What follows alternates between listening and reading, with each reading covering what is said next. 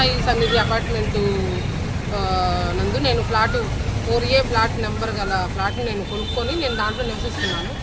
గత కొన్ని రోజులుగా మెయింటెనెన్స్ ప్రాబ్లం ఉండటం వల్ల మాకు అపార్ట్మెంట్ సంబంధించిన వాళ్ళకి మాకు సమస్యలు ఉండటం వల్ల గొడవల కారణంగా మా పైన పోయిన డిసెంబర్ కాకుండా అంతకుముందు డిసెంబర్లో మా మీద పట్టాపురం పోలీస్ స్టేషన్ పరిధిలో మాకు సంబంధించి గొడవల కారణంగా మెయింటెనెన్స్ సంబంధించి మాకు FIR నమోదు చేశారు అపార్ట్మెంటు యాజమాన్యం. దానికి సంబంధించి సమస్యలు నడుస్తున్నాయి.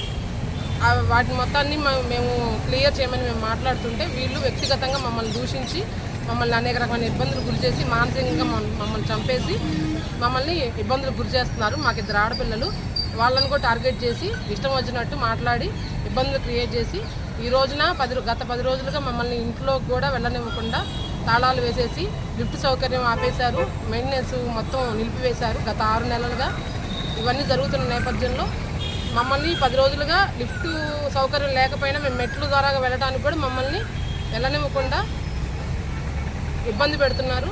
దాని గురించి మేము పట్టాపురం పోలీస్ స్టేషన్లో కంప్లైంట్ ఇచ్చాము.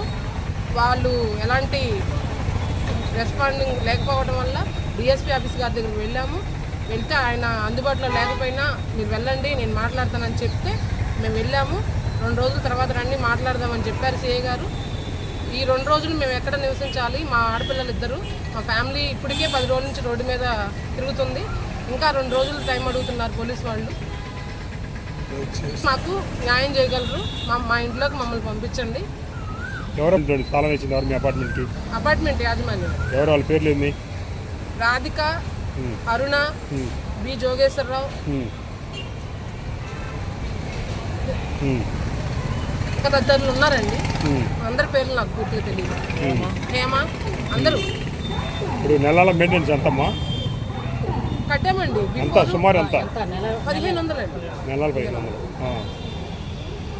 ఏమంటే అండి వాళ్ళకి అపార్ట్మెంట్లోంచి మమ్మల్ని తరిమి కొట్టాలనే ఉద్దేశంతో ఇంకా మేము అపార్ట్మెంట్లో ఉండకూడదు, అమ్ముకొని వెళ్ళిపోవాలి. ఇలాంటి దూషణలకు దిగితే మానసికంగా చనిపోతాము.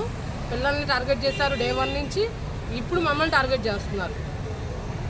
ఏంటి ఇంకా మరీ ఇంకా హింసించే విధంగా ఏంటి లిఫ్ట్లో ఎక్కడ పడితే అక్కడ వాష్రూమ్లు పోస్తున్నారని చెప్పేసి కూడా ఇంకా ఆ రకంగా నీచానికి దిగజారైపోయారు. ఉచ్చం నీచం వదిలేసి అన్ని రకాలుగా ఇబ్బందులకు గురి చేస్తున్నారు. మీరు ఒక్కళ్ళు అపార్ట్మెంట్ లేకపోతే వాళ్ళకి వచ్చే లాభం ఏంటి?